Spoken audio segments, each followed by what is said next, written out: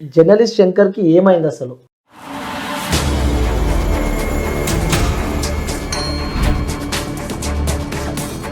కావాలని హైప్ తెచ్చుకోవడానికి ఇలా దాడికి చేసుకున్నాడని చెప్పి కొంతమంది అంటుంటే, కాంగ్రెస్ పార్టీ వాళ్ళు కొట్టారని చెప్పి కూడా ఇంకొంతమంది అంటుంటే, మేము ఇవన్నీ చూస్తున్నాం వార్తలలో. అసలు వాస్తవంగా ఏం జరిగిందంటే ఏం చెప్తారన్న మీరు? కాంగ్రెస్ వాళ్ళు చేసిరా 100% ఇది కొంచెం పై స్థాయి నుంచి ప్లానింగ్ ప్రకారం చేసినట్టుగానే కనిపిస్తుంది. ఎందుకంటే నా ఆఫీసు చుట్టుముట్టు మన ఆఫీస్ చుట్టుముట్టు రేవంత్ అన్నకి మన కార్ వెళ్ళిపోతాం సార్, వెళ్ళిపోతాం. ఒక ఫస్ట్ గేర్ నుంచి సెకండ్ గేర్కి ఎంతసేపు మూవ్ అవుతుంది? మహా అయితే ఒక 20 మీటర్స్ కూడా పోలే ముంగలికి. పోక ముందుకెళ్ళి ఒక వ్యక్తి వచ్చిండు,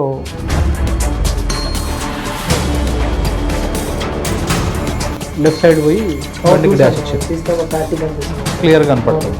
కొంచెం ముందు పక్కన వచ్చి అమ్మాయి కింద పడి లేచుడుతోనే కొంత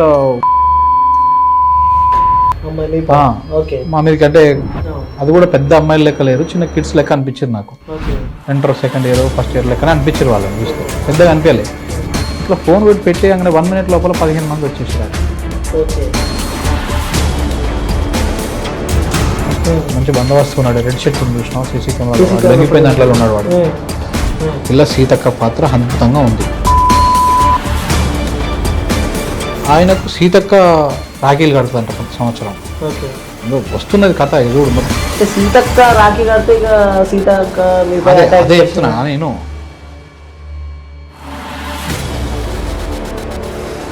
ఆ ఫోటో బయట వాడు ఇట్లా బయటికి వెళ్ళి మన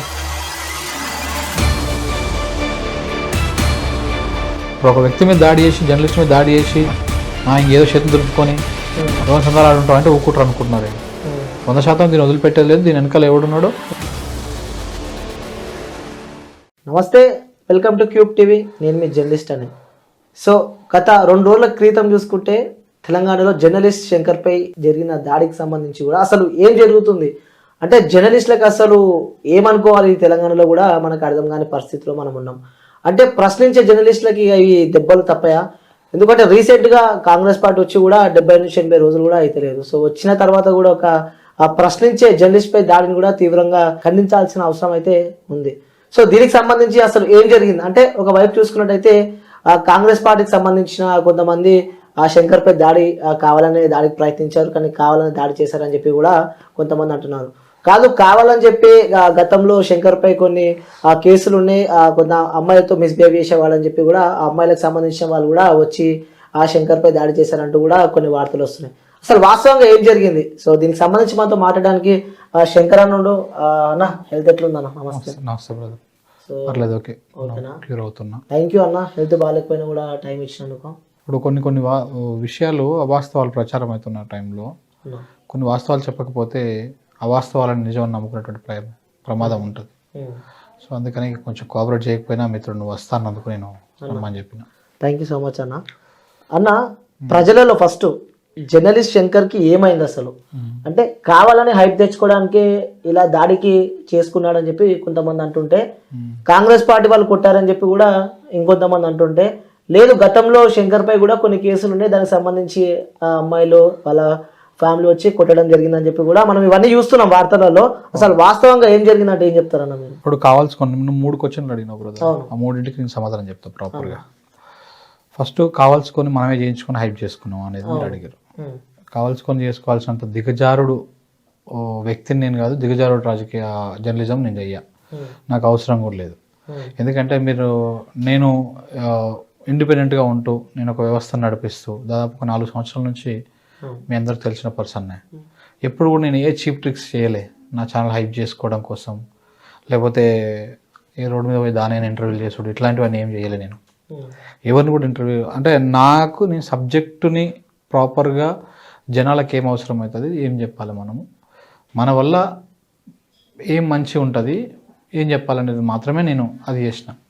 కానీ ఏది పడితే అది ఇంటర్వ్యూలు చేసి ఏది పడితే అది చెప్పే వ్యక్తిని కాదు. అనవసరమైనటువంటి హైపులు తీసుకొచ్చుకొని నా ఛానల్కి ఏదో సబ్స్క్రైబర్స్ పెంచుకోవాలనో, నా ఛానల్కి ఏదో హైప్ రావాలనో ఇట్లాంటి చేసేటువంటి వ్యక్తిని నేను కాదు. అలా చేయాలనుకుంటే మీరు ఒకళ్ళు ఇన్కేస్ ఈ 3.5-4 సంవత్సరాల లోపల ఎప్పుడు కూడా నా దగ్గర ఇట్లాంటి స్టంట్లు కానీ ఇట్లాంటివి ఉండవు. మనకు ఆ పరిస్థితి లేదు, నాకు అంత నీడ్ కూడా లేదు. నా ఛానల్లో కొన్ని వీడియోస్ పోవు. మనం ఎంతో కష్టపడతాం, ఎంతో దాన్ని స్టడీ చేస్తాం, వర్కౌట్ చేస్తాం. 20,000 30,000 కంటే కూడా మించిపోదు ఒక్కొక్క వీడియో. పోయినప్పుడు కూడా బాధపడా. 20,000 మంది చూసిర్రు, అందులో అట్లీస్ట్ 1000 మంది చూసినా కానీ, 1000 మంది బిలీవ్ చేసినా కానీ 1000 మందిని మనం ఎడ్యుకేట్ చేసిన వాళ్ళం అవుతాం. 20,000 మందికి మన విషయాన్ని చెప్పినప్పుడు 20 మంది చూసిరంటే అందులో ఒక 1000 మంది మన విషయాన్ని అర్థం చేసుకుని వాడు ఎడ్యుకేట్ అయినా కానీ నేను హ్యాపీగా ఫీల్ అవుతాను. సో ఎప్పుడు నేను వ్యూస్ కోసము, ఈ ఇన్స్టెంట్ బూస్ట్ల కోసము ఎప్పుడు నేను ఆరటపల్లే. అలాంటి వ్యక్తిని నేను కాదు. నన్ను దగ్గర నుంచి చూసిన వాళ్ళు కానీ, మన దగ్గర పనిచేసేటోళ్ళు కానీ, ఇంకెవరిని అడిగినా ఈ క్వశ్చన్ని మీకు సమాధానం వస్తుంది. సో దీనికి మీకు క్లారిటీ వచ్చిందని అనుకుంటున్నా. ఇంకొకటి, కాంగ్రెస్ వాళ్ళు చేసిరా లేకపోతే కొంతమంది మీ మీద కేసులు ఇవని, ఇది 200% కాంగ్రెస్ చేసినటువంటి ప్లాన్. ఈ కాంగ్రెస్ అంటే కూడా ఏదో గల్లీలో కూర్చొని డిసైడ్ చేసింది కాదు. ఇది 100% ఇది కొంచెం పై స్థాయి నుంచి ప్లానింగ్ ప్రకారం చేసినట్టుగానే కనపడుతూ ఉంది. ఎందుకంటే నా ఆఫీసు చుట్టుముట్టు మా దాంట్లో పనిచేసే పిల్లలు కూడా చెప్తూ ఉంటారు, మన ఆఫీస్ చుట్టుముట్టు రేవంత్ అన్న టీం అని ఒక కార్ తిరిగిపోతూ ఉంది సార్, తిరిగిపోతూ ఉంది. వాళ్ళకి ఏదో పనులు ఉండొచ్చు. ఇప్పుడు మనం సమాజంలో ఒకరు ఎందుకు తిరిగిపోతారో అనుమానించడానికి లేదు డైరెక్ట్. కింద షాపులు ఉన్నాయి, పైన కింద ఏదో స్టోర్ ఉంటుంది, పైన ఇంకో షాప్ ఆఫీస్ ఉంటుంది. ఎవరో ఏదో పని మీద రావచ్చు. ఇప్పుడు మన బండి మీద ప్రెస్ అని ఉంది. మన ప్రెస్ అనే బండి ఒక 2-3 సార్లు ఒక ఇంటి ముట్టి తిరిగితే ఆడేదో ఉన్నట్టే కాదు కదా, మనకి ఏదైనా పని ఉండొచ్చు, ఇంకేదైనా ఉండొచ్చు. సో అట్లా వాళ్ళు దేనికి వచ్చిర్రో మనం దాన్ని ఎందుకు తప్పు పట్టుకోవాలి? వాళ్ళ పనులే వాళ్ళు చూసుకుంటున్నారు కావచ్చు, మనకేం అవసరం అని మేము ఇట్లా లైట్గా తీసుకున్నాం. వారం తర్వాత ఈ రెక్కిలు చేసుడు ఇట్లాంటివన్నీ కూడా తెలుస్తూ ఉన్నాయి మనకు. ఇక వారి మనకు బేసిక్గా చూసుకుంటున్నారేమో, ఏందో కథ అని చెప్తున్నారేమో, కేసులు పెడతారు కావచ్చు, ఇట్లా దాడి అని అనుకున్నాం. కానీ ఆ రోజు గురువారం రోజు నాకు ఆ రోజు కొంచెం లేట్ నైట్ ఒక రివ్యూ వచ్చింది, మీరు చూసే ఉండొచ్చు. ముఖ్యమంత్రి గారు కృష్ణా నీళ్ళ మీద రివ్యూ పెట్టారు.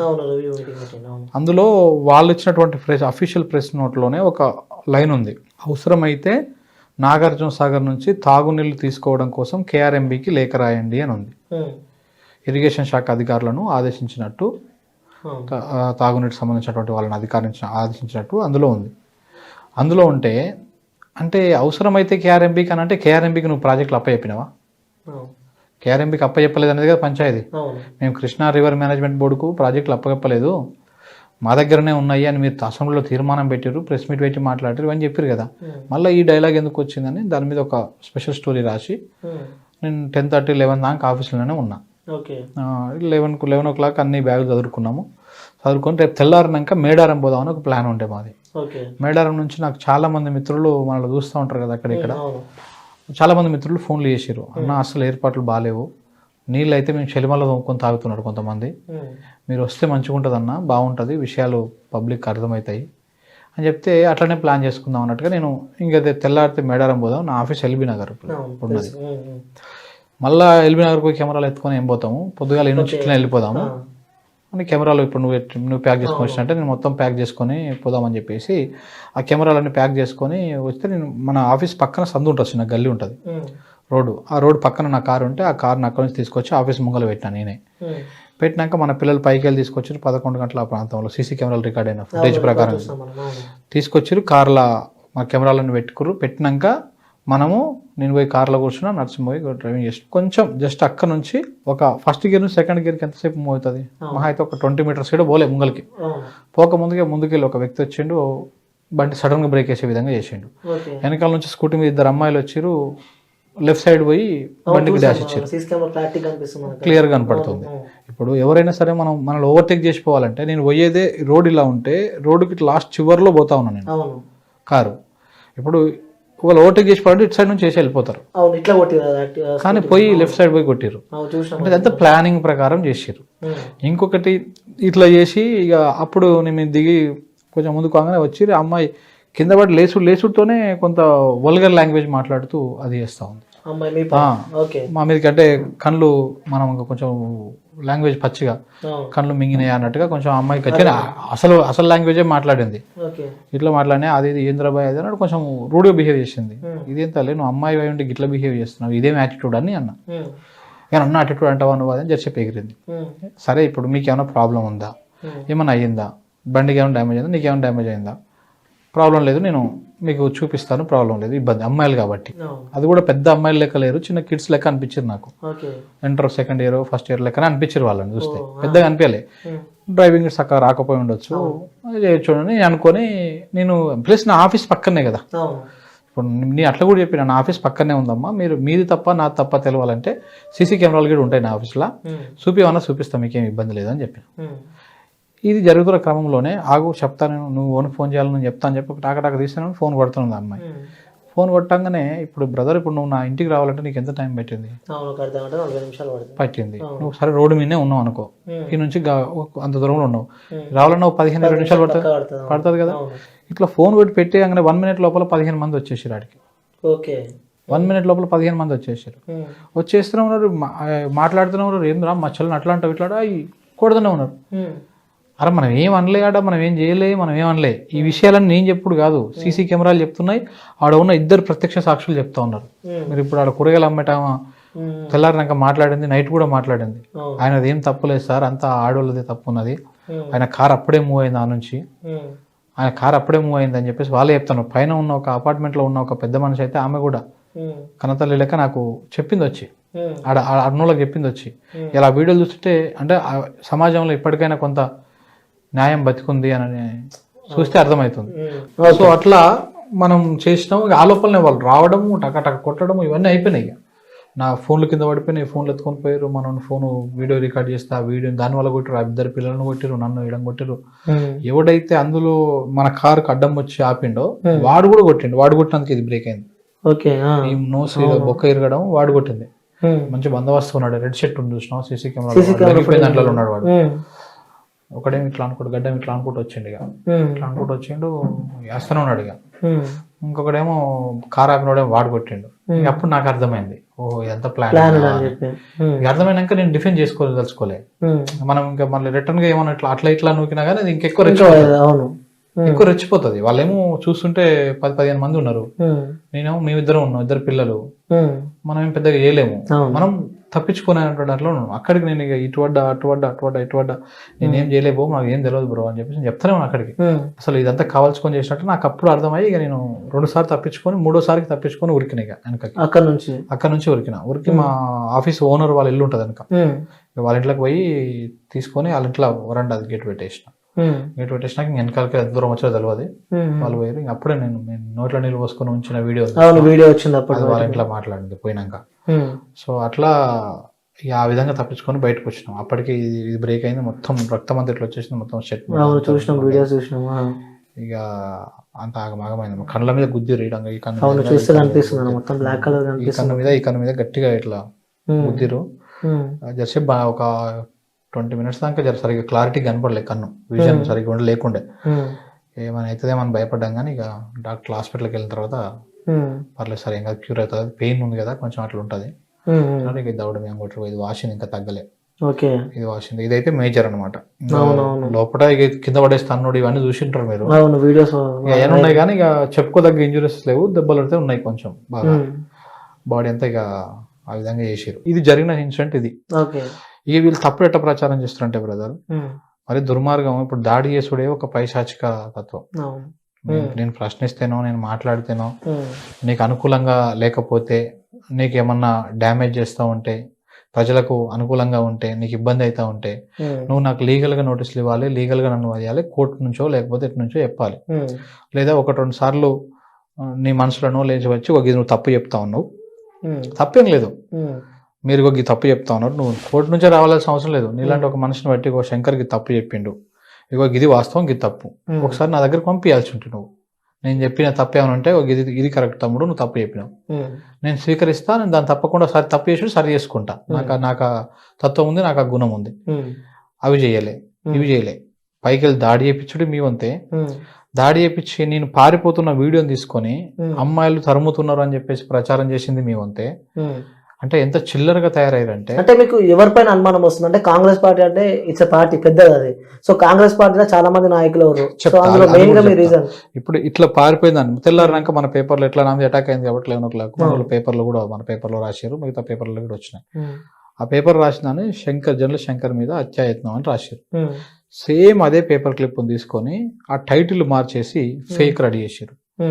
వేధించిన శంకరు, అమ్మాయిలను వేధించిన శంకరు, కామాంధుడికి దేహశుద్ధి అని సంథింగ్ ఇట్లాంటివన్నీ పెట్టి సర్క్యులేట్ చేసారు.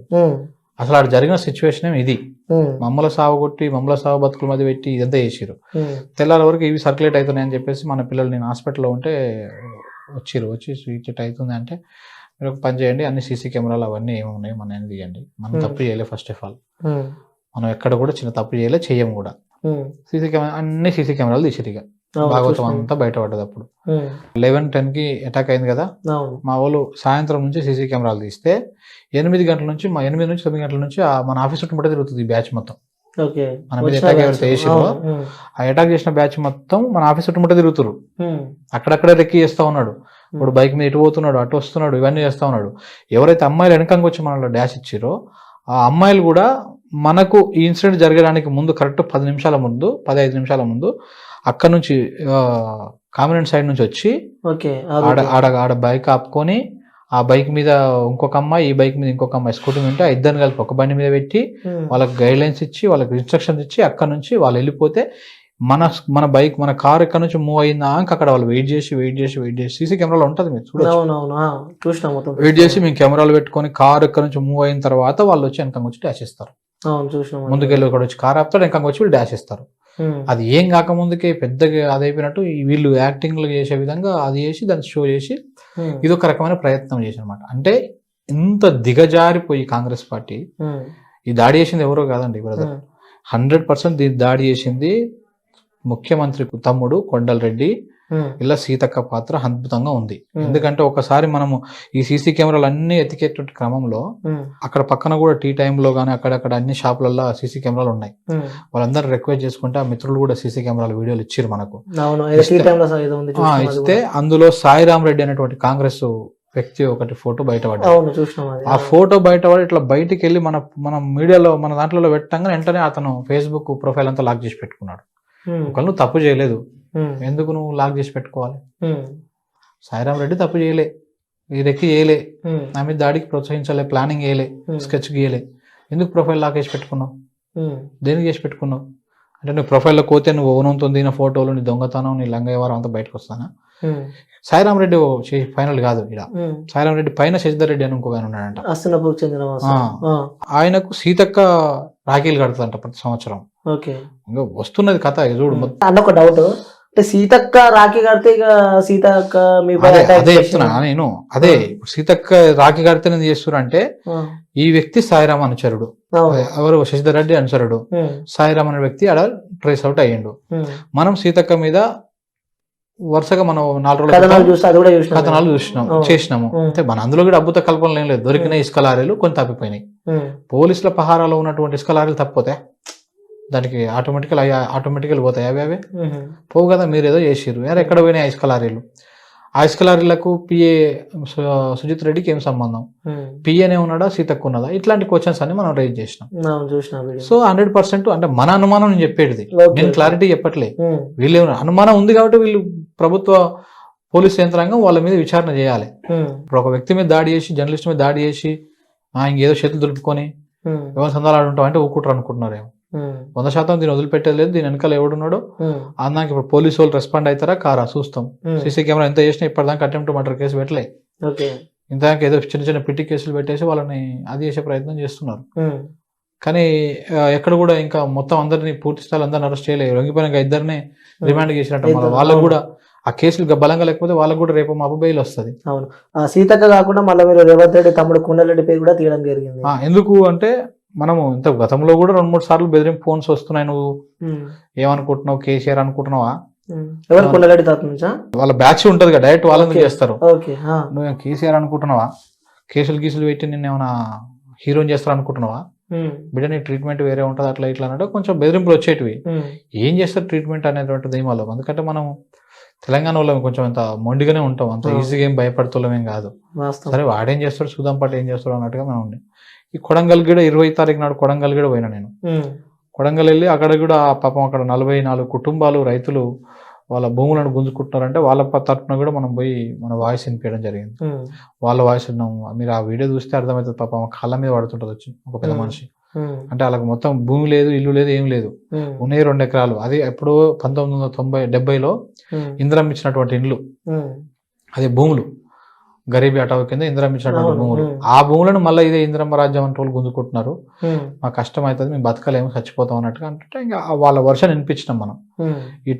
ఇటు కొడంగల్కి మనం గ్రౌండ్కి వెళ్ళి రిపోర్ట్ చేసినాం, ఇటు సీతక్క విషయంలో వాస్తవాలను బయటకు చెప్పేటువంటి ప్రయత్నం చేసినాం. దీంతో మొత్తం విషయం అంతా ఇంకా వాళ్ళకి బాగా మింగుడు పడిన వ్యవహారం అయింది.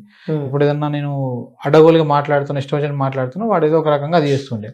మనం సబ్జెక్ట్ బేస్డ్గా పోయినాం, ఇష్యూ బేస్డ్గా పోయినాం కాబట్టి వాడు ఇంకా అటాక్ చేసి భయపెట్టడం తప్ప ఇంకొక ఆప్షన్ లేకపోయింది మనకి.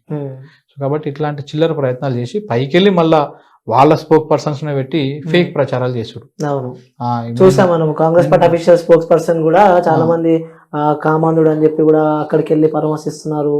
నిన్న అదే మన కేటీఆర్ గారు వచ్చి పరామర్శించిపోతే ఈ బ్యాడ్జ్ అంట అంతకు ముందు లేదు, హాస్పిటల్లో ఉన్నప్పుడు ఇప్పుడు ఎట్లా వచ్చింది అని చెప్పేసి కూడా ప్రచారం చేస్తాం. ఎంత దుర్మార్గం అంటే, నాకు ఇన్సిడెంట్ జరిగింది గురువారం నాడు నైట్, సర్జరీ అయింది శుక్రవారం నాడు సాయంత్రం దాకా. ఆ సర్జరీ కూడా మీరు హాస్పిటల్ దగ్గర వచ్చిన ఆ రోజు ఈవినింగ్ దాకా కాలే. ఏ సర్జరీ అయినా ఫాస్టింగ్ పెడతారు, ఫుడ్ పెట్టరు. ఫుడ్ పెట్టకుండా ఒక 8 hours ఎంటీ స్టమక్ తో నుంచి సర్జరీ చేస్తారు. ప్లాస్టిక్ సర్జరీ అయినప్పుడు కూడా మీరేం తినకండి అని చెప్పేసి ఉదయం నుంచి సాయంత్రం దాకా, మార్నింగ్ కొంచెం మెడిసిన్స్ ఇస్తాం కాబట్టి టిఫిన్ తినిపించారు, ఈ 10 నుంచి 8 గంటల దాకా మీరు ఏం తినొద్దు అంటే అప్పటిదాకా సాయంత్రం దాకా ఉన్నాం. ఈ గ్యాప్ లో కొంతమంది ప్రజాప్రతినిధులు కావచ్చు, జగదీష్ రెడ్డి లాంటి వాళ్ళు, బాలకృష్ణ లాంటి వాళ్ళు, అట్లాంటి వాళ్ళందరూ అక్కడికి వచ్చి కలిసి పరామర్శించిపోయారు. ఆ ఫోటోలని మన కేటీఆర్ గారు వచ్చినటువంటి ఫోటోలను పెట్టి హాస్పిటల్లోనేమో లేదు, ఈడనేమో బ్యాడ్జ్ ఉందని చెప్పేసి ప్రచారం చేస్తారు. ఇదంతా దిక్కుమాలినది. ఇది ఎప్పుడు సర్జరీ చేసిన తర్వాత బ్యాడ్జ్ చేస్తారు. ఇంకా నిన్న మీకు ఇంకా కొంచెం ఆ ఫోటోలు క్లోజ్ చేసి చూస్తే ఈ హోల్స్ లో కూడా మొత్తం ఫిల్అప్ చేసి పెట్టారు నిన్నటి వరకు. అంటే గాలి ముక్కులో నుంచి పోకుండా నోట్లో నుంచి తీసుకునేది ఉండే. ఈ 3 రోజులు అట్లనే ఉన్నా, అప్పుడు మాట్లాడినా కూడా అవ్వలేదు సరిగ్గా. ఇది ఎందుకు పెడతారు అంటే, ఇది ఇరిగింది కాబట్టి ఈ బోన్ కింద బేస్ పెట్టాలి, బేస్ పెట్టి దాన్ని సెట్ చేయాలి. సో కాబట్టి కిందంగా బేస్ పెట్టి పైన సెట్ చేసి ప్లాస్టర్ వేసారు. ఇదంతా ఒక మళ్ళా షేప్ లెక్క పెట్టి మన ముక్కు క్యాజువల్ గా ఎట్లా ఉంటుందో ఆ షేప్ లోనే ఉండే విధంగా, షేప్ అవుట్ కాకుండా అట్లా వేసి పెట్టారు అనమాట. దీన్ని కూడా ఇంత డెప్త్ సబ్జెక్ట్ కూడా నువ్వు ఆడ బ్యాడ్జ్ ఉంది, ఈడ బ్యాడ్జ్ లేదు, ఈడ బ్యాడ్జ్ ఉంది, ఆడ బ్యాడ్జ్ లేదు, గిది చిల్లర పంచాయతీ. ఇంకొక ఆమె కాల్వ సుజాతనా, ఆమె ఎవరో ఆమె ఏం స్పోక్స్ పర్సన్, ఆమెకి ఏం చూసి స్పోక్స్ పర్సన్ ఇచ్చారో తెలియదు మనకు, కానీ ఆమె ఏ పార్టీ స్పోక్తుందో ఏ పార్టీ ఫేక్తుందో ఇది అర్థమవుతుంది చూస్తుంటే. నిజంగా ఆమె నాకు తల్లి సమానురాలు ఏజ్ లెక్క కనపడతా ఉంది. మా అమ్మ ఆమెది ఒకటే ఏజ్ లెక్క కనపడతా ఉంది. జర మీరు విజ్ఞతతో, మీకు కూడా పిల్లలు ఉంటారు, మీకు కూడా వ్యవహారం కుటుంబం ఉంటది, బట్టగాల్చి మీ దేశం ముందు ఒకసారి ఆలోచన చేసుకోవాలి. మనం ఇంగితం ప్రజల్లో ఉన్నాం, మనం ఏది మాట్లాడితే అది కరెక్ట్ కాదు. మనం మాట్లాడుతుంటే రేపన్నాడు మన దిక్కు చూసే వాళ్ళు ఉంటారు, మనం ఒక తప్పు విషయాన్ని చెప్తే తుప్ప ఊంచే వాళ్ళు ఉంటారు నోరు తెరిచి మరి. సో కాబట్టి ఇట్లా ఏది పడితే అది ఫేక్ ప్రచారం చేయకూడదని కొంచెం ఇంగితం తెచ్చుకోవాలి వాళ్ళు. వాళ్ళే డైరెక్ట్ పెట్టేసి ఒక ఫేక్ ను పెట్టేసి వాళ్ళే ప్రచారం చేస్తే మరి ఈ సీసీ కెమెరాలు, ఈ సూచన సాక్ష్యాలు ఇవన్నీ ఎక్కడ పోతాయి? ఇవన్నీ పరిగణలోకి తీసుకోరా? మీకు ఎంతవరకు అవసరం ఉందో అంతవరకు తీసుకుంటారా? సీసీ కెమెరాలు ఉన్నాయి కదా, వీడియోలు. సరే సీసీ కెమెరాలు కాకుండా ఆడ మాట్లాడిన 2 మహిళలు ఉన్నారు కదా మా ఆఫీస్ పక్కన, మరి వాళ్ళ సాక్ష్యం చెప్తున్నారు కదా, తప్పకుండా వాళ్ళదే తప్పు, వాళ్ళు అసలు ఏం చేయలేదు, కార్ల నుంచి పోతుంటే వాళ్ళే వచ్చి గుద్దిర్రు, వాళ్ళే లొల్లి పెట్టిరు, వాళ్ళే కొట్టిపించారు, ఒక్కరిని చేసి కొట్టిరు అని ఆ తల్లి చెప్తుందిగా. అంటే ఇవే కౌంటర్ రాదు.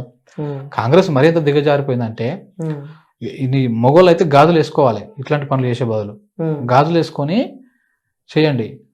మేము ప్రశ్నిస్తున్నప్పుడు, మేము ప్రజల కోసం మాట్లాడినప్పుడు మీకు అందులోని విషయాన్ని తీసుకొని మేము ఏమైనా తప్పు మాట్లాడితే మా మీద లీగల్గా తీసుకోండి, ఇంకోటి తీసుకోండి. వాడు ఏం దొరికినా దొరకవానికి. కాబట్టి ఇట్లాంటి ప్రయత్నాలు, ఈ దాడులు చేసి ఇవి చేసే ప్రయత్నాలు. ఓకే అన్న, మీ గురించి మీ ఇంటర్వ్యూ కింద నేను కొన్ని కామెంట్ కూడా చదివినా, మీ న్యూస్లు ఉంటాయి కదా, న్యూస్కి సంబంధించి కూడా ఆ జర్నలిస్ట్ అని ఒక ముసుగులో బీఆర్ఎస్ పార్టీని జోక్తాడు అని చెప్పి కూడా కొన్ని కామెంట్లు చూడడం జరిగింది. నేను దీనికి మీ సమాధానం ఏమంటారు? బీఆర్ఎస్ పార్టీ అంటే బ్రదర్, నేను ఒక మాట చెప్తా. అంటే తెలంగాణకి ప్రోగా మాట్లాడితే, స్టేట్ కి ఏదైనా అన్యాయం జరిగితేనో ఈ కృష్ణా నీళ్ళ మీద నేను మాట్లాడినా. ఇప్పుడు నా వాయిస్, నా లైన్, బీఆర్ఎస్ లైన్ ఒక తిరగానే ఉంది. ఇప్పుడు నేను దాన్ని సపోర్ట్ చేసినట్ట.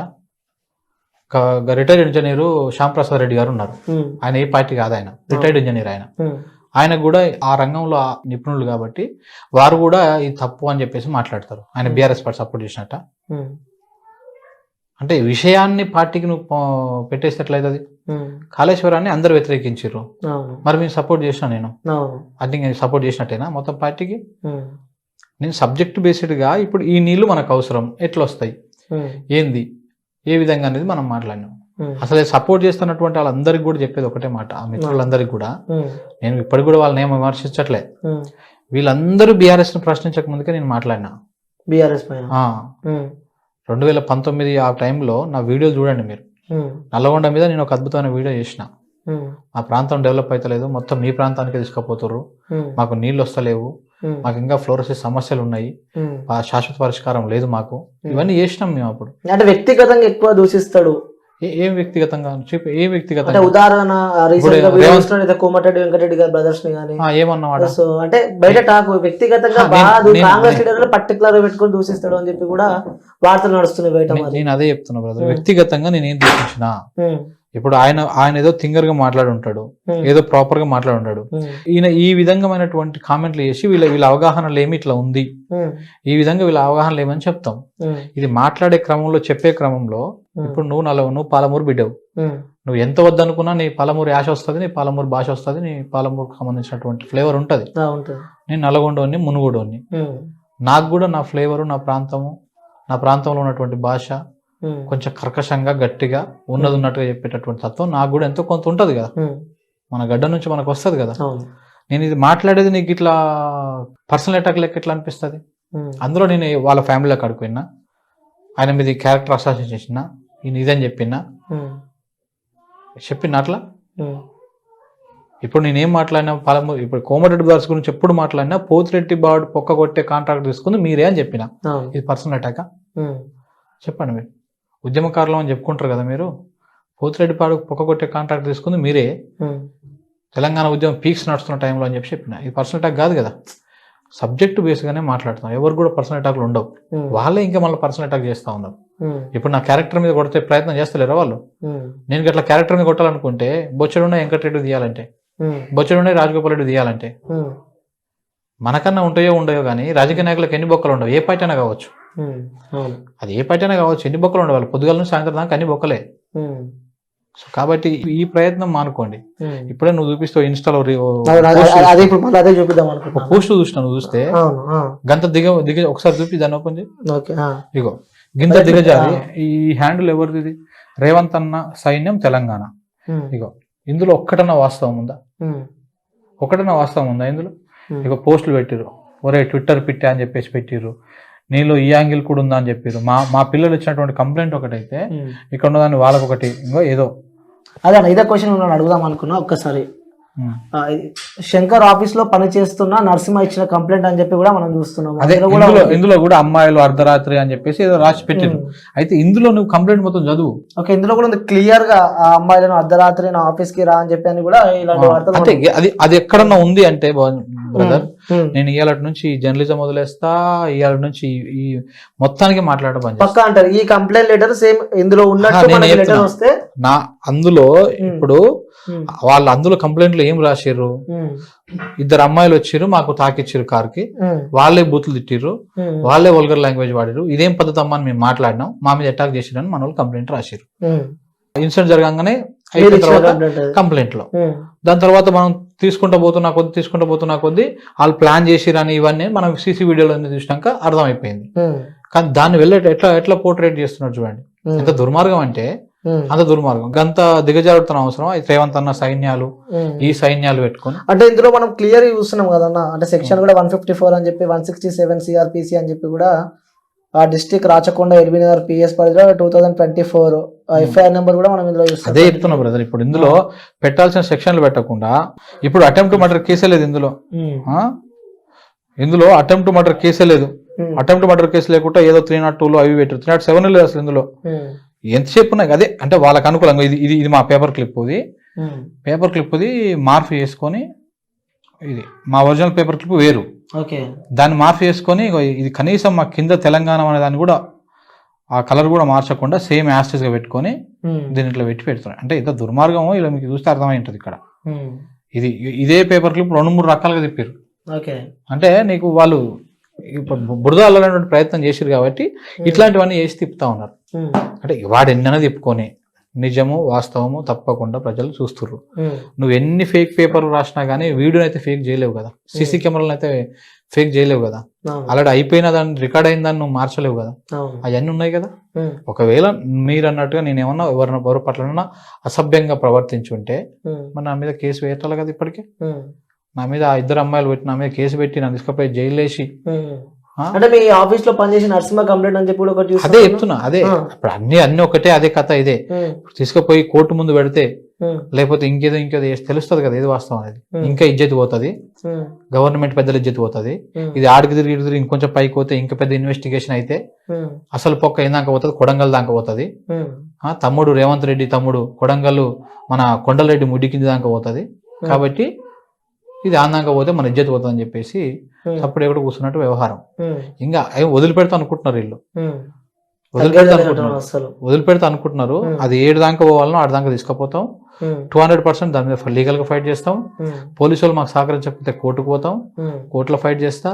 అంత బహిరంగంగా నడి రోడ్డు మీద అంత దాడి చేస్తే వాళ్ళని వదిలిపెట్టేటువంటి ప్రసక్తి పరిస్థితులు లేదు. ఎందుకంటే ఇవాళ శంకర్ అంటోని మీద దాడి చేస్తే మనం మొండి ధైర్యంతో గుండె ధైర్యంతో ఎట్నోట ముంగలు పోయినాం అనుకో, రేపు నాడు ఇంకొకరు భయపడతారు, ఇంకొకటి మాట్లాడడానికి ఉండదు. అంటే ప్రశ్నించేటోడు ఎవడు ఉండడు. ఇంకా వీడు ఏం చెప్తే అది రాసుకుంటూ పోవాలి, ఆడు చెప్పిందే మనం చేసుకుంటూ పోవాలన్నట్టు ఉంటుంది కథ. సో 100% వాళ్ళని వదిలిపెట్టేది లేదు, ఎట్టి పరిస్థితుల్లో కూడా వదిలిపెట్టాం. సో అది లాస్ట్ తెగేదాకా కొట్లాడతాము.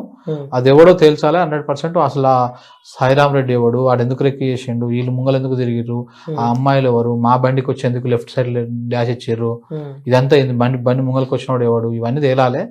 పోలీసు వాళ్ళకి 100% మేము పోతాం, మాట్లాడతాం. వాళ్ళు చర్యలు తీసుకుపోతే మేము కోర్టు నుంచి పోతాం, కోర్టు డైరెక్షన్ తెచ్చుకుంటాం. ఏ విధంగానో ఎన్ని విధాలుగా ఫైట్ చేయాలో అన్ని విధాలుగా ఫైట్ చేస్తాం. రైట్ అన్న. నిన్నగాక మొన్న కేటీఆర్ గారు కూడా ఇక్కడికి రావడం జరిగింది. చాలా మంది బీఆర్ఎస్ పార్టీకి సంబంధించి ముఖ్య నాయకులు కూడా చాలా మంది మాజీ ఎమ్మెల్యేలు అయిపోయింది. సో ఈ రోజు కూడా మల్లారెడ్డి కొడుకు భద్రారెడ్డి గారు కూడా సో చాలా మంది ఇక్కడికి రావడం జరిగింది. సో వాళ్ళు ఏ విధంగా మీకు హామీ ఇస్తున్నారు, ఏమని చెప్తున్నారు వాళ్ళు? నాకు వాళ్ళు హామీ ఇచ్చేది మీరు వచ్చి నాకు ఎట్లయితే మోరల్ సపోర్ట్ చేస్తా ఉన్నారు, నువ్వు నేను మిత్రులం కాబట్టి, జర్నలిస్ట్ మిత్రులు కాబట్టి, నీ కమ్యూనిటీ కాబట్టి, సేమ్ కాబట్టి నువ్వు నాతో మాట్లాడడంతో పాటు ఒక వీడియో రికార్డ్ చేస్తున్నావు, ఇది నీ వృత్తి కాబట్టి. వాళ్ళు పొలిటీషియన్స్ కాబట్టి నా మంచి కోరాలనుకో, నువ్వు మంచిగా ఉండన్నా జాగ్రత్తగా ఉండు, నీకు ఎవరన్నా ఏమైనా ఇబ్బంది పెడితే నేను మా సైడ్ నుంచి మన పిల్లలు ఎవరైనా ఉన్నా కానీ నీకు నేను ప్రొటెక్షన్ కింద ఉంచుతాం, ఏదో ఒక వాళ్ళ దోషిని చెప్తారు పోతున్నారు అంతే. సో అంత మాత్రాన మనకేం వాళ్ళతో సంబంధాలు ఉన్నట్టు కాదు. అట్లా అనుకుంటే నాకు బీజేపీ సంబంధించిన ఎంతో మంది మిత్రులు ఫోన్లు చేశారు, కాంగ్రెస్ వాళ్ళు అయితే ఎవరు చేయలేదు. అంటే కాంగ్రెస్ లో మా ఫ్యామిలీ మెంబర్స్ లో ఉన్న వాళ్ళు ఫోన్ చేశారు, నువ్వు వద్దని చెప్తుంటే నువ్వు వింటలేవు, కాంగ్రెస్ నువ్వు అన్నా అనుకున్నట్టు ఉండదు కథ, ఇది మేము అన్ని వెంకటి నుంచి చూస్తూనే ఉన్నాం. వాళ్ళు చెప్తారు, వాళ్ళకి తెలుసు కదా కాంగ్రెస్ అనుభవం ఎట్లుంటుందో. ఈడ మేము ఇట్లా సూసుడు గీసుడు ఉండదు, ఇలాది ఇంత రౌడీ రాజ్యం ఉంటుంది, కొంచెం గట్టిగా ఉంటుంది ఇలాది. అప్పుడంటే భరించిర్రు, అప్పుడు ఇంత మీడియా లేదు, ఇంత మాట్లాడేటోళ్ళు లేరు, ఇన్ని ఛానల్ లేవు, ఇన్ని కథ లేదు. ఇప్పుడు గట్ల నడుస్తుందా? ఇప్పుడు మాట్లాడుతున్న వాళ్ళ కొట్టుకుంటా పోతాం, ఇలా శంకర్ని కొట్టినాం, రేపు అనిల్ని కొడతాం, రేపు ఇంకొక బ్రదర్ని కొడతాం, ఇంకొకరిని కొడతాం, ఇట్లా కొట్టుకుంటా పోతా అంటే ఎవడు మాట్లాడేటోడు ఉండద్దా? ఇట్లా కొట్టుకుంటా పోవాలంటే మరి 10 ఏళ్లలో ఒకటి మిలుగుదురా, మాట్లాడకుండా ఉందిరా? సో ఇది పద్ధతి కాదు. వాళ్ళు ప్రశ్నించినప్పుడు గత ప్రభుత్వం ఏ విధంగా అయితే స్వీకరించిందో నువ్వు కూడా స్వీకరించు. ప్రజల పక్షాన మేము ఏదో ఫైట్ చేస్తుంటాం, మేము ఏదో కొట్లాడుతుంటాం, మా సొంత లాభాలు స్వలాభాలు ఏమి ఉండవు ఈడ. అది బ్రదర్. అన్న ఇంకోటి, ఇప్పుడు ఇది పక్కన పెడితే మీ వ్యక్తిగత విషయానికి వస్తే, చిన్న కుటుంబంలో అంటే డబ్బు సంపద ఎక్కువ లేని కుటుంబంలో నుంచి కూడా బయటకు వచ్చి ఒక జర్నలిజం పేరుతో కూడా మంచి స్థాయికి ఎదిగారు. అంటే ఒక శంకర్ అంటే ప్రతి ఒక్కరికి చాలా మంది గుర్తుపడతారు, సీనియర్ జర్నలిస్ట్ శంకర్ అంటే మంచి పేరు ఉంది. ఒక చిన్న కుటుంబం నుంచి ఇంత స్థాయికి పేరు వచ్చిన మీకు, సో నెక్స్ట్ మిమ్మల్ని చూసి కూడా చాలా మంది ఇన్స్పైర్ అయ్యి జర్నలిజంలోకి రావాలనుకుంటారు. సో ఇలాంటి దాడులు ఇంకెన్ని రోజులు అంటే మీరు ఏం చెప్తారు అన్న? ఎందుకంటే మేము కూడా చాలా మంది ఉన్నాం, ఇంకా రావాలి, ఫైట్ చేయాలి, ఎదిరించాలి, తప్పుని తప్పుగానే చూపించాలంటే కూడా చాలా మంది ఉంటారు జర్నలిస్టులు. నేనేమో కావాల్సుకుని జర్నలిజంలోకి రాలే బ్రో, అంటే ఏదో యాక్సిడెంటల్ గా వచ్చిన నేను ఇళ్ళకి. నిజంగా నువ్వు చెప్పినట్టు చాలా చిన్న కుటుంబం మాది నాంపల్లి, మునుగోడు నియోజకవర్గం, నాంపల్లి మండలం, తుంగపాడు మా విలేజ్. మా నాయన 2014 టైంలో చనిపోయాడు. అది కూడా చిన్న కాన్స్పిరసీ, ఇట్లానే భూముల పంచాయతీలలో కూడా చంపేసారు. సో అది ఉంటే ఎందుకు నువ్వు ఇటు సైడ్ వచ్చినావు, ఎట్లా వచ్చినావు అంటే, నేను చిన్నప్పటి నుంచి చూస్తా ఉన్నా, ఇప్పుడు ఎందుకు నువ్వు ఈ నీళ్ళ విషయంలో, ఈ కరెంటు విషయంలో ఇంత ప్రాపర్గా ఉంటావు అంటే, నేను చిన్నప్పటి నుంచి, మేము 6th 7th చదువుతున్నప్పటి నుంచి నాకు బాగా గుర్తు. మాకు ఒక 4-5 ఎకరాల తోట ఉంటుండే. ఓకే. తోట ఉంటుండే అంటే ఏ బత్తాయి తోట అయినా కానీ ఒక 5 సంవత్సరాల తర్వాత దాని ఫలాలు వస్తాయి. అప్పటిదాకా అది పెరగాలి, దానికి సేవలు చేసుకుంటూనే ఉండాలి. 5 సంవత్సరాలు దాని మీద ఏ రూపాయి ఇన్కమ్ రాదు, మొత్తం పెట్టుబడే పెట్టాలి. ఇట్లా మేము కూడా 5 సంవత్సరాలు తోట పెట్టినాం. మంచి తీర పండే టైంకి నీళ్లు లేక బోర్లు ఎండిపోయి కరెంట్ సరిగ్గా లేక తోట ఎండిపోయింది. అంటే లాస్ అయినాం అక్కడ. అక్కడ చూసినాం మనం కష్టాలని. నీళ్లు లేకపోతే ఎంత ఇబ్బంది అవుతుంది, కరెంటు లేకపోతే ఎంత ఇబ్బంది అవుతుంది. కరెక్ట్ మా సిస్టర్ మ్యారేజ్ 1 month ఉంది, మా తోట మొత్తం ఎండిపోయింది. ఎన్ని బోర్లు వేసినా పడలే, 3 బోర్లు వేసినాం. అంటే ఆ కష్టాలు చూసినాం. సో కాబట్టి మనకు ఆ ఫ్యామిలీ ఎమోషన్స్ ఉన్నాయి, ఆ రైతు బాధలు తెలుసు. మాది గౌడ కమ్యూనిటీ. మా నాయన నేను 8వ తరగతి ఎండాకాలంలో నాకు తాళ్ళెక్క నేర్పిండు. సో నేను 9th 10th తాళ్ళెక్కిన. నాకు ఆ వృత్తి నా కుల వృత్తి నాకు వచ్చు. ఈదులు గీస్తా నేను, నాకు వ్యవసాయం వచ్చు, అన్ని రకాల పనులు నేర్చుకున్నాను. మా నాయన నాకు అన్ని నేర్పించాడు. ఈ క్రమంలో మేము తెల్లవారుజాట్ల లేచి బావుల కాడ 4 గంటలకు 3 గంటలకు పోతుంటే మోటార్లు పెడతాందుకు మా నాయన బట్టి. తెల్లవారుజామున పోయి పొద్దుగాల 6-7 గంటల దాకా కాడ ఉండి మా నాయన కళ్ళు గీస్తే ఆ కళ్ళు తీసుకొని ఇంటికి వచ్చి ఇంటికాడ అమ్మకిచ్చి మేము స్కూల్కి పోతుంటే. అంటే మనము ఒక చిన్న సన్నకారు కుటుంబము ఆ నుంచి వచ్చినాం కాబట్టి ఈ కష్టాలను చూసినాం మనం. కరెంటు లేక నైట్ ఎంత ఇబ్బందులు పడ్డాము, నీళ్లు లేక ఎంత ఇబ్బందులు పడ్డాము, ఆ రోజు ఎంత కష్టాలు పడ్డామో చూసినాం. 2014 తర్వాత మెల్లిమెల్లిగా కనుమరుగైకుంటూ వచ్చినాయి. కరెంటు కష్టాలు లేవు ఊర్లల్లో, నీళ్ళ కోసం మరి ఇబ్బందులు లేవు.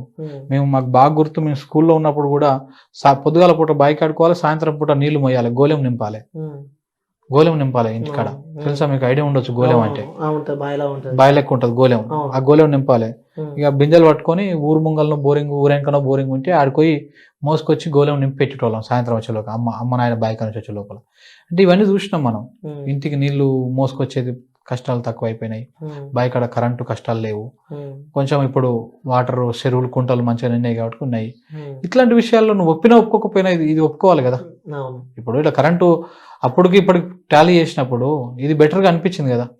ఇది 2014 నుంచి మాట్లాడదాకా కరెంటు లేకుండా. సో ఇట్లాంటి విషయాల్లో సబ్జెక్ట్ బేస్డ్ గా మాత్రమే మనము పోయినాం, కొన్ని విషయాల్లో మాట్లాడినాం.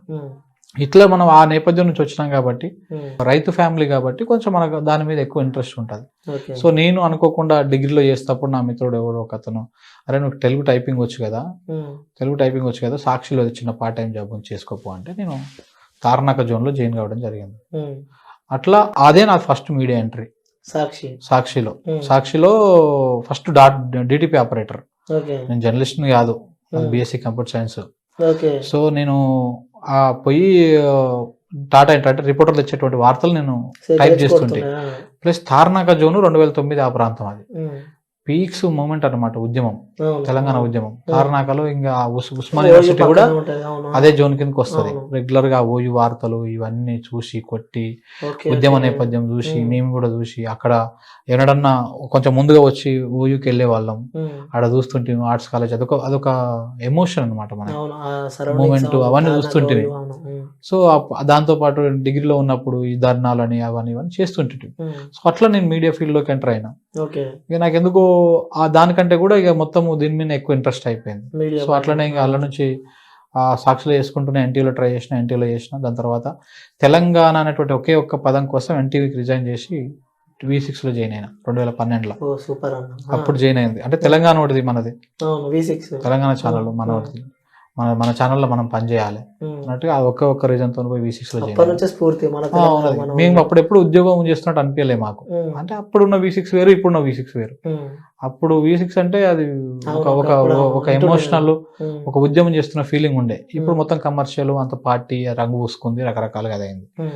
కానీ అట్లా మేము ఒక వృత్తిని కూడా తెలంగాణ ప్రాంతం కోసం ప్రేమించి పనిచేసినాం.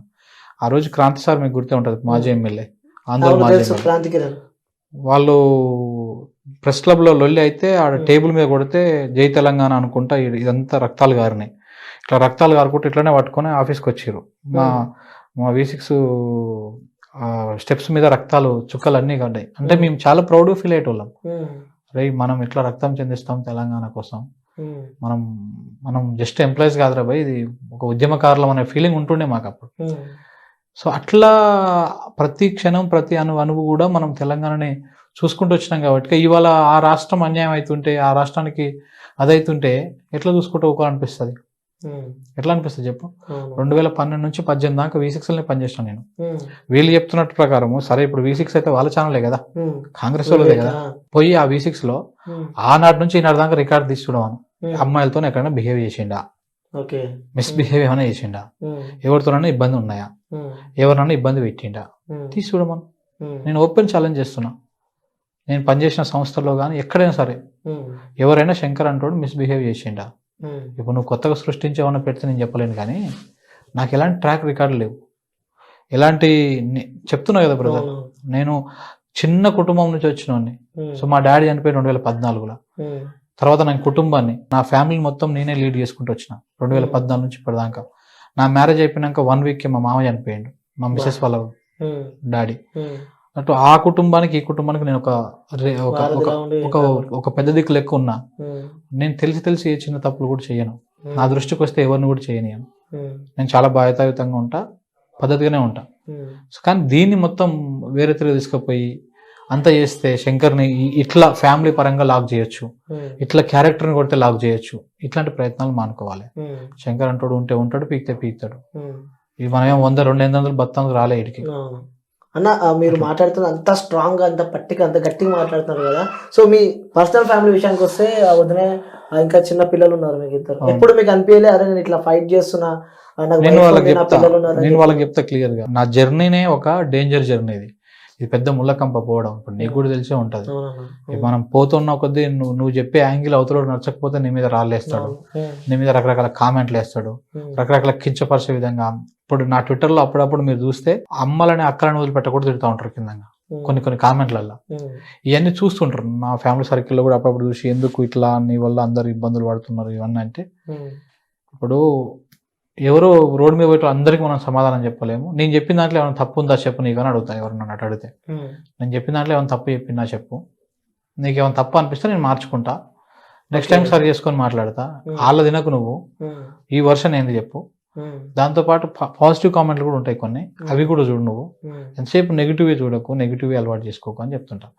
సో ఇట్లా మనోళ్ళకి చెప్తా ఉంటా, ఇది పోయేదే ముళ్ళ కంచె. మనము ఓ రోజు కూర్చుకుంటుంది, ఓ రోజు కూర్చుకోదు. కూర్చుకున్న రోజు అబ్బా అనుకోవాలి, దాన్ని సరి చేసుకోవాలి, పోవాలి. కూర్చుకున్న రోజు ఆ రోజు బయటపడ్డం రా అని చెప్పేసి గాలి విడుచుకోవాలి. ఇదే మన ప్రయత్నం. అంటే మీరు ఎప్పుడు అనుకోలేనా మనసులో పిల్లలు చూసినప్పుడు కూడా నేను చేసేది ముళ్ళకంపల పైన నడుస్తున్నా, ఈ రోజు అంటే భయం ఉంటది, ఇట్లా ప్రేమలు ఉంటాయి. కానీ దాన్ని మనం ఇప్పుడు ఉన్న పలంగా నేను వదిలేస్తే ఇప్పుడు నేను ఏమైతా చెప్పు బ్రదర్. ఇప్పుడు మీరు చెప్పినట్టు ఇప్పుడు నేను ఉన్న పలంగా వదిలేసిన అనుకో, భయపడి వెనకడికి వేసినోనే అవుతా. నా మీద ఒక ఎలిగేషన్లు పెట్టారు కాబట్టి ఇవన్నిటి నేను ఒప్పుకున్నోనే అవుతా, ఇవన్నిటికి నేను అంగీకరించినోనే అవుతా. అట్లా అవుతానా? సో కాబట్టి ఎట్టి పరిస్థితుల్లో ఉండేది ఉండదు. ఏదైతే వాళ్ళు నా మీద ఎలిగేషన్ చేస్తారో వాళ్ళ ఎలిగేషన్ ఎంత చేస్తే అంత రెట్టింపు వేగంతో మళ్ళీ వస్తాం ముంగలికి. నేను ఎక్కువ టైం ఏం తీసుకోను, జస్ట్ 2-3 days. నాకు స్టామినా ఎక్కువ ఉంటుంది. నేను 6-7 తరగతుల్లోనే చెప్పినా కదా, వ్యవసాయం చేసిన వాడిని. 7-8 తరగతులు 9 తరగతులు మేము వ్యవసాయ తాళ్ళు ఎక్కిన వాళ్ళం. నాకు ఆ స్టామినా ఉంది. నేను గొడ్డుకారం తిన్నవాడిని, ఊర్లో ఉన్నవాడిని. మా అయ్య నాకు వచ్చినంత బలం ఇచ్చాడు. సో 200% ఫైట్ చేస్తా. ఈ పిచ్చ ఈ ఎలిగేషన్స్ కి వీటికి భయపడుతుంది కాదు. మళ్ళీ వస్తా, మళ్ళీ మాట్లాడతా. మళ్ళీ దాడులు చేస్తారా, ఇంకేం చేస్తారా కూడా చూస్తాం. తప్పేం. ఆ దాడి జరిగిన తర్వాత సిచ్యువేషన్ లో కూడా, సో ఈ దాడి జరిగిందని చెప్పి కూడా మీరు వదినతో షేర్ చేసుకున్నప్పుడు చిన్న 2 పిల్లలు ఉన్నారు కదన్నా, సో వాళ్ళని చూడగానే మీకు ఏమనిపించింది అన్న ఫస్ట్ ఆ సిచ్యువేషన్ తర్వాత? కొంత ఎమోషనల్ అయినా నేను. యాక్చువల్లీ మొన్న కేటీఆర్ గారు వచ్చినప్పుడు హాస్పిటల్ కూడా నా పిల్లలను చూడగానే కొంత బాధ అనిపించింది. అంటే సరే నేను బయటపడ్డా ఓకే, బట్ ఏమైనా అయ్యి ఉంటే వీళ్ళంతా ఏమైపోతారు అనేటువంటి ఒక చిన్న ఎమోషనల్ అయితే వచ్చింది నాకు. కానీ మనం బాధపడితే వాళ్ళు బాధపడితే అది కరెక్ట్ కాదు. సరే దేవుడి దయానో లేకపోతే ఇంకేదో మనకి ఇంకా ఉందో భూమి మీద, సరే బతికి బయటపడ్డాం, మంచిగా ఉన్నాం ప్రస్తుతానికి. సరే ఫ్యూచర్లో ఇంకొంచెం జాగ్రత్తగా ఉందాం. కానీ మనం మన గొంతు ఆపలేము, ఆపితే చచ్చిపోయినట్టు లెక్క. అది ఇంకా నువ్వు అట్టా చచ్చిపోయిన దానికంటే దీని దరిద్రం ఇంకోటి ఉండదు. ఇట్లా నేను 3 రోజుల నుంచి నన్ను కట్టిపడేసినట్టే ఉంది నాకు ఇక్కడ కూర్చోబెడితే. నువ్వు ఎవరైనా అడగండి, నా ఆఫీస్లో కూడా నేను ఇప్పటిదాకా ఒక వీక్ ఆఫ్ తీసుకున్నది ఉండదు. ఒక వీక్ ఆఫ్ సండే రోజు కూడా నేను ఆఫీస్కి వెళ్తా. నాకు వీక్ ఆఫ్ తీసుకోవడం మా వాళ్ళు తిడుతూ ఉంటారు అప్పుడప్పుడు, ఒకరోజు రెస్ట్ తీసుకో అని చెప్పేసి. నాకెందుకు అది అలవాటు అయిపోయింది. సో నేను ఇట్లా ఖాళీగా ఉండలేను. మనం ఉట్టిగా ఉంటే చనిపోయినట్లు లెక్క. జర్నలిస్ట్ అంటాడు తెలిసినోడు అసలు మాట్లాడకుండా ఉండకూడదు. నాకేం అని తెలుసా నేను చెప్పట్లే. నాకు తెలిసిన మేరకు, నా స్థాయి మేరకు, నా పరిమితి మేరకు నాకు తెలిసిన విషయాన్ని 10 మంది చెప్పకుండా మనం దాచిపెట్టుకుంటే దానికంటే మరణం ఇంకోటి ఏం పెద్దగా అది కాదు. సో వదిన ఏ విధంగా సపోర్ట్ చేస్తుంటారు అన్న మీకు? వాళ్ళు కూడా మంచి సపోర్ట్ చేస్తారు. ఫ్యామిలీ నుంచి సపోర్ట్ ఉంటుంది నాకు 100%. వాళ్ళు కూడా సపోర్ట్ చేస్తారు. ప్లస్ వాళ్ళకి నేను అన్ని విషయాలు చెప్పను. అంటే కొన్ని విషయాలు భయపడతారు బేసిక్గా. రేవంత్ రెడ్డి చేసి తిట్టింది, ఫోన్ చేసి తిట్టింది, లేకపోతే దాడి చేసిందో డైరెక్ట్ చెప్పను. వాళ్ళు ఎక్కడో చూస్తే ఏం కాదు అని చెప్పేసి వాళ్ళకి చెప్తే భయపడతారు. ఇప్పుడు నార్మల్గా నైట్ టైంలో మనం రిలాక్స్లో ఉంటాం, తింటుంటాం, రెడీ చేస్తుంటాం. వాళ్ళకి చెప్పి భయపెడితే ఇక వాళ్ళు అదే మైండ్లో పెట్టుకొని ఇంకా అది అవుతుంటారు. సో భయపెట్టే ప్రయత్నం చెయ్యాను నేను మ్యాక్సిమం. సో అన్న చివరిగా తెలంగాణ ప్రజలకి ఇంకా మీరు చెప్పాలంటే ఏం చెప్తారు? ఏం లేదు బ్రో, అంటే సింపుల్గా తెలంగాణ అనేది పెద్ద తిరుగుబాటు గడ్డ. ఇది అందరికి తెలిసిన విషయమే. ఇక్కడ అణచివేత ఎంత బలంగా చేద్దాం అనుకుంటారో తిరుగుబాటు అంతకంటే ఎక్కువ బలంతో వస్తుంది. ఇది ఒక శంకర్తో మొదలు కాలే, శంకర్తో అంతం కాదు. ఇది నేను నథింగ్, చాలా చిన్న సమిధ, నేను గింతత రవ్వ అంతా. ఇక్కడ ఎంతో మంది పోరాట యోధులు, ఎంతో మంది విప్లవకారులు, ఎంతో మంది ఆదర్శమూర్తులు, ఎంతో మంది ఉద్యమకారులు పుట్టిన గడ్డ ఇది తెలంగాణ ప్రాంతం. ఈనాటిదా? నైజాం కాలం నుంచి మొదలు పెట్టుకుంటే మొన్నటి 2014 తెలంగాణ వచ్చినాక. సో కాబట్టి ఇది అణిచివేస్తే అణిగిపోతుంది, కాంగ్రెస్ వాళ్ళు ఇష్టం వచ్చినట్టు చేస్తాం, మేము దాడి చేస్తాం, ఇది చేస్తాం అంటే కుదరదు. తెలంగాణ ప్రజలు కూడా చాలా క్లారిటీతో ఉన్నారు, చాలా క్లారిటీతో ఉన్నారు. వాళ్ళకు ఒక క్లారిటీ కూడా వచ్చేసింది. అంటే ఎప్పుడు లేని దాడులు ఏంది, ఇదంతా ఏంది అనేది. 10 సంవత్సరాల్లో ఎప్పుడు ఇంత భయాందోళన పరిస్థితులు లేవు. బట్ ప్రజలు కూడా చూస్తూ ఉన్నారు, విఘ్నులు ప్రజలు. నా మీద ఎలాంటి దుర్మార్గమైనటువంటి ప్రచారం చేస్తున్నారో కాంగ్రెస్ వాళ్ళు చూస్తూ ఉన్నారు. కాబట్టి జనము అర్థం చేసుకోవాలని వాళ్ళకి నేను విజ్ఞప్తి చేస్తాను. ఎందుకంటే విజ్ఞప్తి కాదు, వాళ్ళు చూస్తూ ఉన్నారు, క్లియర్గా చూస్తూ ఉన్నారు. నేను తప్పు చేసి ఉంటే 100% నన్ను నిలదీయండి, తప్పేం లేదు దాంట్లో. కానీ చెయ్యని తప్పుకు నా క్యారెక్టర్ని బ్యాడ్ చేసి దీన్ని బ్యాడ్ చేసేటువంటి ప్రయత్నం చేస్తూ చూసినాం, అది కరెక్ట్ కాదు. ఎవరైతే ఇలా స్పోక్ పర్సన్స్ మీరు మాట్లాడుతున్న సోకాల్డ్ వాళ్ళందరూ కూడా మీ తారీఖు మార్చుకోండి. నువ్వు ఒక పార్టీకి పనిచేస్తున్నావు, తప్పు లేదు, నువ్వు పార్టీలో పనిచేయి. కానీ అసత్యాన్ని ప్రచారం చేసి నువ్వు ఏదో పబ్లిసిటీ తెచ్చుకోవాలను, నువ్వు రేవంత్ రెడ్డి దగ్గర మార్కులు కొట్టేసి నీకేదో కుర్చీ కోసం, ఏదో పదవి కోసం ప్రయత్నాలు చేస్తే అది చాలా దారుణం అవుతుంది. అది ఆలోచన చేసుకోవాలి. నాలాంటి వాళ్ళ ఉసురు పోసుకోవాల్సినటువంటి అవసరం లేదు. సో ఓకే అన్న, జల్దీ మీరు కోలుకోవాలి. మళ్ళీ మీ యొక్క న్యూస్ లైన్ ఛానల్ ద్వారా మళ్ళీ మీ గొంతు ప్రశ్నించే గొంతు, మీలాంటి ఎన్నో గొంతులు రావాలని చెప్పి మనస్ఫూర్తిగా కోరుకుంటున్నాను. థ్యాంక్ యూ సో మచ్ అన్న. Thank you.